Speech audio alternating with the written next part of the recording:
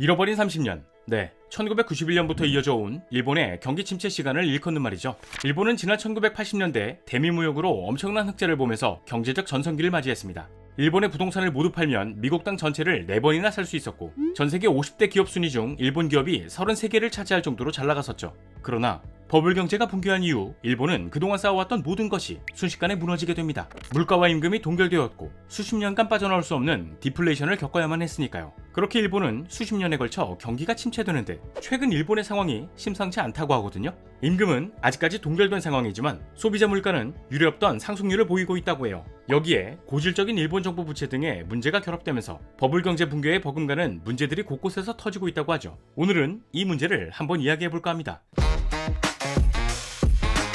자, 오늘 저와 함께 살펴볼 지식 가이드는 제2의 버블이 터지기 직전인 일본 현재 상황입니다. 일본은 지난 수십 년 동안 디플레이션을 겪어왔어요. 디플레이션이라는 것을 한마디로 말하자면 물가가 지속해서 떨어진다는 건데, 만약 이런 상황이 계속된다면 사람들은 더 낮은 가격으로 물건을 사기 위해 소비 심리가 얼어붙게 되면서 경기 침체로 이어질 수 있죠. 이로 인해 일본은 지난 2016년 1월 29일부터 마이너스 0.1%라는 기준금리를 유지해왔습니다.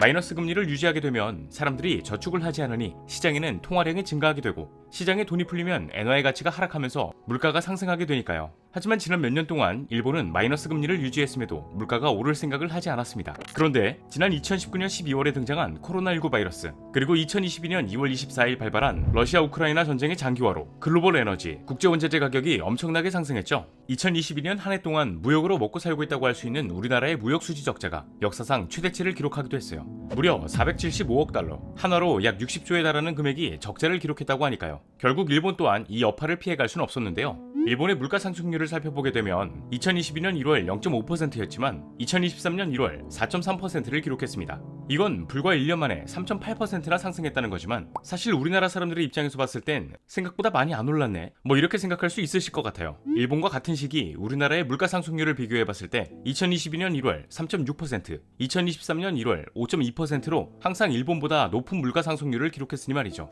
하지만 이 수치는 일본인들 사이에서 큰 혼란을 불러일으키기에 충분한 물가 상승률이었어요. 그 이유는 애초에 물가가 잘 오르지 않는 국가이기 때문입니다. 일본은 약 30년이라는 시간 동안 세계적인 이슈가 있었을 때를 제외하곤 물가 상승률이 0에서 1%대이거나 마이너스를 기록해왔는데요. 이 말은 즉 버블 경제 붕괴 이후 1990년대 초부터 일본의 물가가 동결됐다고 봐도 무방하죠. 그러나 최근 식료품, 전기료, 수도세, 가스 가격이 너나 할 것 없이 상승하고 있습니다.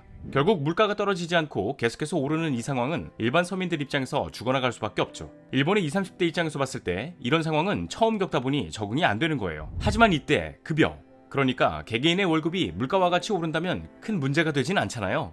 그런데 일본에서는 사람들의 임금마저 잘 오르지 않습니다.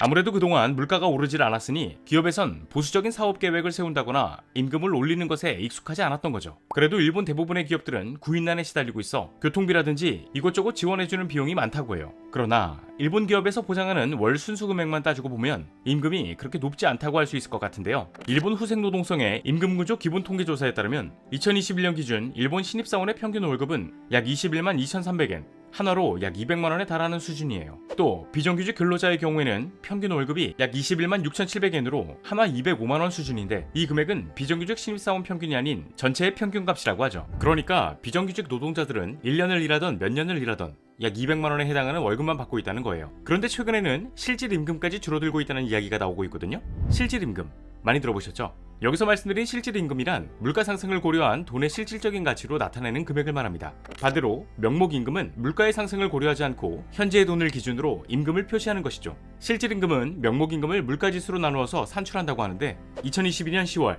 일본의 명목 임금은 전년 동월보다 1.8% 늘어난 27만 5,888엔, 한화로 약 270만 원이었다고 해요. 그러나 10월 실질 임금은 전년 같은 달에 비해 2.6% 하락하며 7개월 연속 감소했다고 하죠. 이런 상황이 나타나고 있는 이유는 명목 임금 상승률이 물가 상승률을 따라잡지 못했기 때문이에요. 일본의 기업들은 지난 1990년 전체 임금 노동자 중 평균 20%에 달하는 인원을 비정규직으로 채용했지만 2021년에는 37.2%로 비중을 늘리면서 임금을 동결했습니다. 이후 전 세계적인 원자재값 상승으로 인해 가격 경쟁이 심해지기 시작했고, 일본 기업들은 제품의 가격을 올리는 대신 임금이 저렴하고 해고가 쉬운 비정규직 노동자를 늘리는 선택을 했던 거죠. 그러다 보니 물가는 오르는데 임금은 오르지 않았고, 이는 소비자들의 소비를 둔화시키는 일본의 전체적인 경제에 영향을 미치게 되었던 거예요. 이런 악순환의 고리로 인해 내수 경제는 더 최악으로 치닫게 되면서 2022년 11월 15일 일본 내각부에서 발표한 3분기 7월에서 9월 GDP 성장률은 전년 대비 마이너스 0.3%를 기록했습니다. 또 이런 기조가 1년 동안 이어진다는 가정하에 산출된 연간 성장률은 마이너스 1.2%에 달할 거라는 예측이 나오기도 했죠.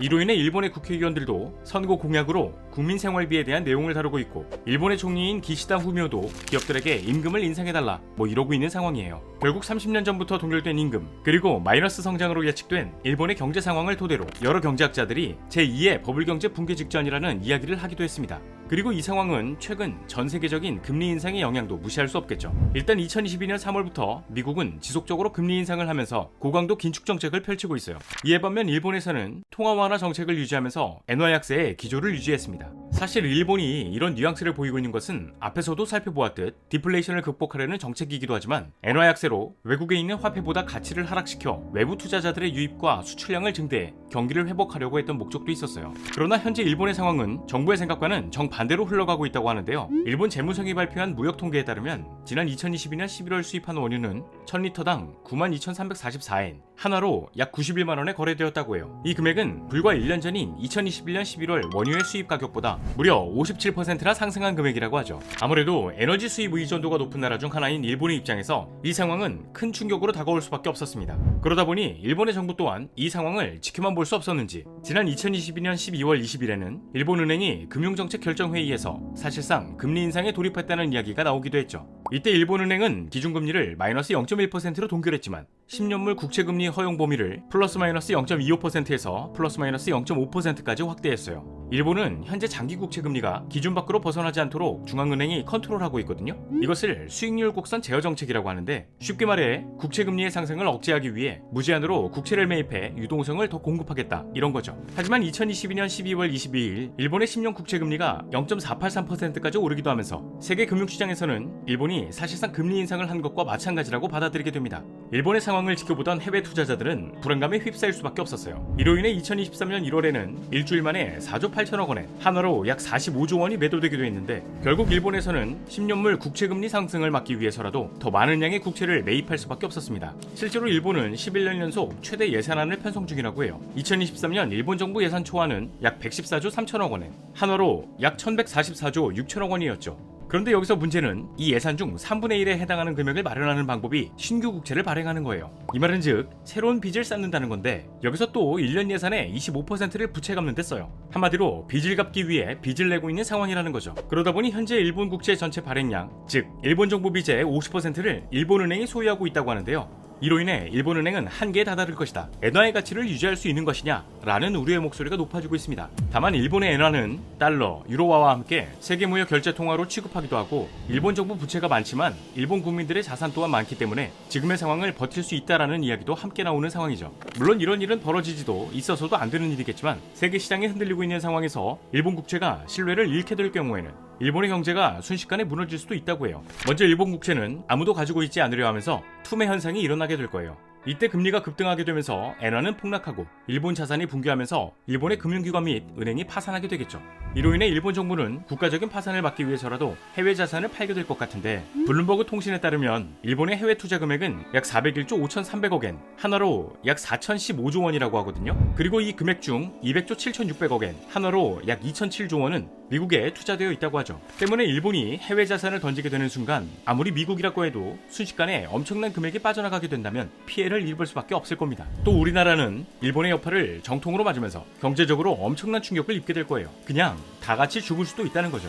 그러나 구로다 하루이쿠 일본 총재는 지금의 상황은 금리 인상이 아니다 라고 이야기했습니다. 그 이유는 GDP 대비 정부 부채 비율이 2021년 기준 250%, 한화로 약 1경 3천조로 추정되었기 때문이에요. 일본의 인구수가 1억 2,300만 명 정도이다 보니 부채 금액만 두고 보면 국민 한 사람당 1억 원이 넘는 빚이 있다는 소리잖아요. 이 엄청난 부채를 두고 만약 금리가 인상된다? 그렇게 되면 일본 정부가 갚아야 할 이자는 상상을 초월하게 될 겁니다. 이로 인해 일본은 현재 이러지도 못하고 저러지도 못하는 상황에 놓여 있다는 분석이 많죠. 아무래도 일본 내에 있는 자금 유출을 막기 위해서 금리를 올리게 되면 기업과 가계부채가 터지게 될 거고, 지금처럼 마이너스 금리를 계속 유지하다 보면 국가부채가 터질 수 있기 때문이에요. 결국 일본의 현재 상황은 유례없는 물가 상승과 올라가지 않는 임금, 그리고 고질적인 국가 부채 등의 문제가 겹쳐지면서 일본 국민들의 삶은 점점 힘들어져 가고 있다고 합니다. 이 중에서도 특히 20, 30대 젊은 청년들 중 고통스러운 환경에 노출되어 있는 경우가 있다고 하는데요. 우리나라에서도 마찬가지겠지만 넉넉하지 않은 형편으로 오래된 빈집을 빌려 친구와 함께 사는 청년들이 존재했고, 어려운 생활로 인해 도시락을 사 먹거나 심지어 끼니를 때울 수 없는 청년들이 있다고 하니까요.